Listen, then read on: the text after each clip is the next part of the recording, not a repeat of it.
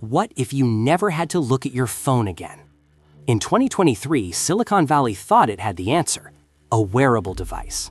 No screen, no apps, just you and a tiny computer pinned to your chest that could do everything your phone could, only better. They called it the Humane AI Pin. It was founded by two ex-Apple rock stars, Imran Chowdhury, the designer who literally helped build the iPhone's interface, Bethany Bongiorno, who led the software engineering that shipped iOS. These weren't dreamers. These were the people who built the future once already.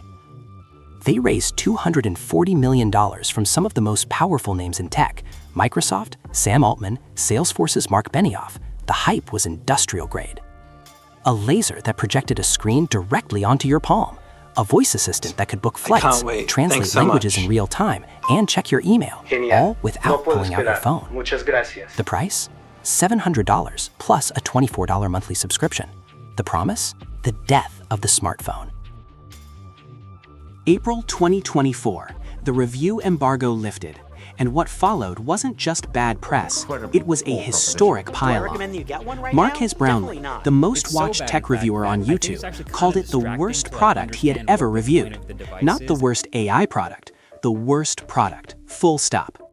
The gap between the marketing and the reality was embarrassing. Ask it a simple question, it hesitated. Ask it to do math, it got it wrong. Ask it about the nutritional content of your lunch, this actually happened in their own demo, and it gave made-up numbers on stage in front of the world. But the numbers didn't lie. The pin's battery lasted barely 2 to 3 hours under normal use. It overheated so badly they called it a cancer risk, a claim so alarming Humane had to issue a formal product safety notice. And the subscription? You had to pay $24 a month just to keep the device functional. Not for premium features, for basic operation. Cancel the plan, and your $700 paperweight officially became a paperweight. Humane had committed the cardinal sin of hardware startups. They had built a solution that was harder, slower, and more expensive than the problem it was supposed to solve. By mid-2024, the math was brutal. Humane had shipped around 10,000 units, but returns were mounting fast. Industry insiders reported that for every new device sold, almost as many were being sent back. The churn was catastrophic. Then the exodus began. The engineers, the designers, the so-called Apple DNA that Humane had bragged about in every pitch deck, they started leaving. When the people who built the thing won't stay to fix it, that tells you everything.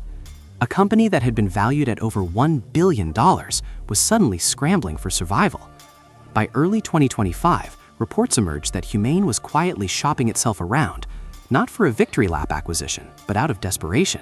The asking price? A fraction of the $240 million they'd raised.